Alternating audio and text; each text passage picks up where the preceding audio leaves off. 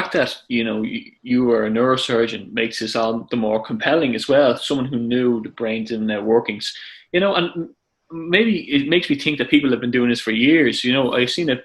There was a document published there by Central London Medicine in 2018 saying that they were comparing the DMT experience very closely neurologically linked with NDE.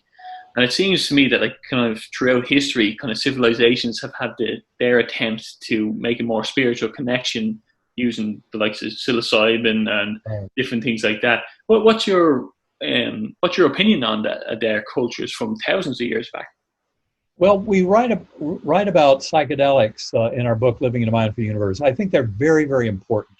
Hmm. In many ways, they reveal a world that kind of parallels, that you can get similar lessons to, that NDEs and shared death experiences and other spontaneous epiphanies uh, lead to. So we're connecting to similar regions. But in fact, I would caution people for many reasons. I think there are safer and more effective ways to go deep into primordial mind. And in particular, I would put out sacred acoustics. That's what I use on a daily basis.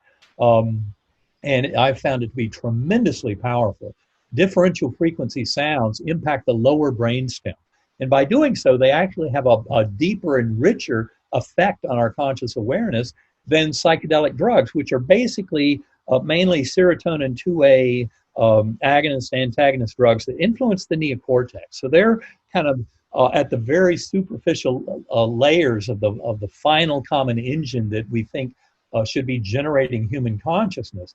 And yet, when you go way down in the evolutionary chain to the lower brainstem, which is exactly what sacred acoustics does by using binaural beat, differential frequency brain entrainment, that's where you find the real power of exploration.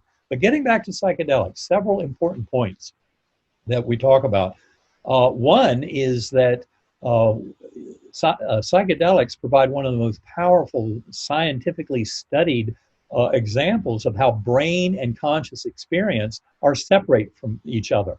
And the evidence for that started, from my point of view, with a paper out of the Imperial College of London by Robin Carhart Harris in 2012. And it's actually referenced in Proof of Heaven in the bibliography, but the textual reference to it in the book was stripped out by editors as we moved along in that process. But the reality is we talk about it extensively in Living in a Mindful Universe. And not only that, but there have been subsequent papers. Now, the 2012 paper, they looked at psilocybin. In more recent papers, they looked at LSD, and they used not only functional MRI, which is a way of visualizing the activity of neurons in the brain, kind of on large scale, but on short time scale. So it's a very good way at looking at neuronal activity. But also in the LSD paper, they used magnetoencephalography, which is an even better way of really getting at brain cell activity. But the interesting thing that they point out, and this was also confirmed by a paper out of Sao Paulo, looking at DMT, dimethyltryptamine, the active principle in ayahuasca, and they all show the same thing. That is, the brain, under the influence of these drugs, goes dark. Anyone who has ever used those drugs will think, wow, that kind of experience, my brain must be lighting up like a Christmas tree. But no, what your brain is doing is going dark. It's getting out of the way. That's exactly what my brain did. All that evidence in my case report, medical records, CT, MRI scans, neurologic exams about my neocortex being inactivated, and the scans that show that, shows you what happens when you get rid of the filtering mechanism of the brain and have a much more ready access to those spiritual realms. And that happens in all of these psychedelic cases too. The brain is not creating this. It's the brain getting out of the way that allows it to happen.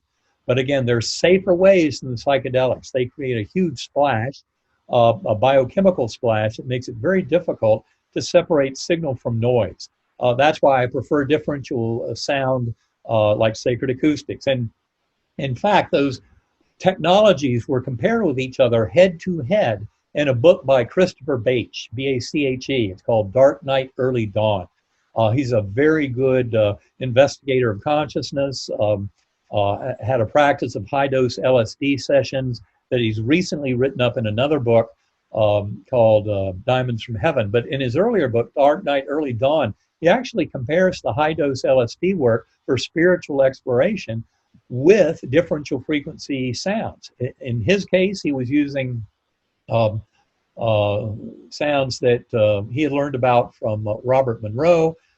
And those, from my point of view, are a more primitive form. I mean, what Christopher Bates was using 25 years ago was a much more primitive form than people can gain access to now in sacred acoustics. So I highly encourage use the modern stuff if you really want to get the impact. But Dr. Bates' conclusion was you can go as far, if not farther, with the sound-based brain entrainment than you can with the psychedelics. And I would agree with that. Yeah, Very much. I've heard you speaking about sacred acoustics. Actually, it led me down to looking it up myself, and it's very good. I only put a set of earphones on this morning and listened to it. Very calm and ease feeling. And I heard you talk about the sound frequency and how our brains have evolutionized to compartmentalize these kind of things. But on the thoughts of one, there being a creator, and a God, and the other of us being developed by evolution, how do you reconcile them two notions in your own mind? Oh, well, I think there's definitely evolution going on, but it's on a much, much bigger scale than just our little form of Darwinian evolution here on Earth. Modern science still tries to paint a picture that Darwinian evolution deals with random mutations, and that it's a chaotic, kind of non-guided event. And I would say that that is not true. I believe there's a tremendous amount of purpose and guidance going on, and that we are responsible for that, that our kind of expression as human beings is allowing all that. But the reality here is that what is evolving is not, biological life forms, but it's sentience itself. It's kind of an understanding of relationship with the universe of consciousness that is doing the evolving. And for me, I would say a lot of that was brought to my attention on reading Pierre Teilhard de Chardin, the author. He was a French paleontologist in the mid-20th century.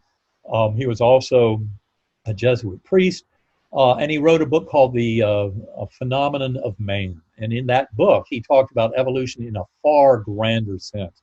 And I think he was right on the beam. I believe that consciousness throughout the universe is in the process of evolving, and that's what we're all part of. It's kind of a crucial distinction, but in fact, I would say misinterpretation of Darwin is right at the heart of some of our ongoing travesties of our materialist and kind of me-focused world that thinks that we're separate from other beings. And in fact, if you read The Descent of Man, one of Darwin's later works, he uses the phrase survival of the fittest twice. He uses the word love 98 times. It was not Darwin who steered us down the wrong pathway. It was others like Thomas Huxley who kind of took this on, the Darwinian evolution idea, with a militant form of materialism, saying it's all about competition, you must destroy your enemy, and that led to a lot of nonsense and very damaging behavior from human beings in the 20th and early 21st century. Yeah. Biologists will tell you today that it's cooperation and collaboration that lead to success in biological systems. And for example, when you see dolphins serving as midwives in the birthing of whale calves, you start to get the picture of we're all in this together, and there's a lot of interspecies and intraspecies collaboration, cooperation that makes every bit of this possible. It's not about defeating or out-eating your enemy. That is a myth that has been perpetuated. But that's why this awakening to our spiritual nature is so absolutely crucial.